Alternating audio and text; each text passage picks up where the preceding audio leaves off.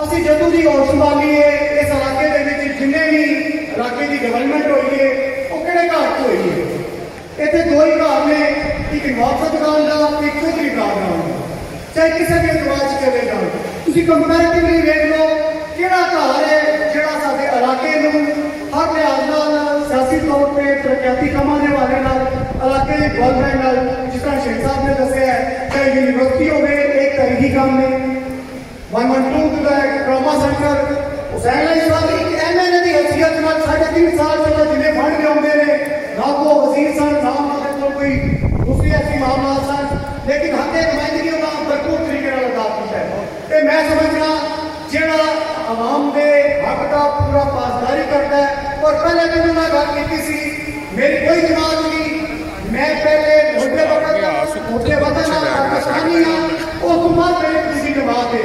ہوں بھی انہوں نے اس گل کو پوری طرح اپنی گل کو تصدیق کروایا اپنے گھر چ کی ونڈ پی گئی ہے لیکن جی پاکستان کے حق چ گل بہتر سمجھی ہے انہوں اس فیصلے کے اتنے سٹینڈ ہے.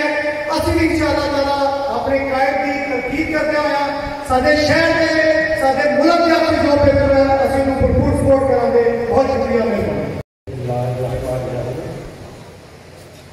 سب سے پہلے میرا بابر ان کے بھائیوں جن کی اخلاق برائیوں سے ان کا شکریہ ادا کرتا ہوں.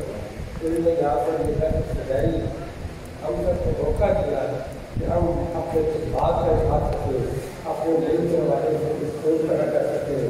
اس سوچ کو عملی ڈرامہ بنانے کے لیے کچھ عملی اطلاع بنا. میں سمجھتا ہوں انہوں نے اپنے والد کے جانشین ہونے کی طرف عملی طور پر اپنا سفر شروع کر دیا ہے. اور آج کا یہ اقتبار اس سے پہلے بھی اقتبار کو یہ ان کی واضح تھا. میں دلی گہرائیوں سے ان کا شکریہ ادا کرتا ہوں. آج بارش کی وجہ سے میں کچھ کہنا سوچ جاتا تھا لیکن مجھے کہہ دیا گیا ہے کہ آپ اپنی بات کو شارٹ کریں. سب سے پہلے تو میں سمجھتا ہوں انڈیا میں جو ہمارے نبی ہمارے ایمان پر جو ایک نازیبا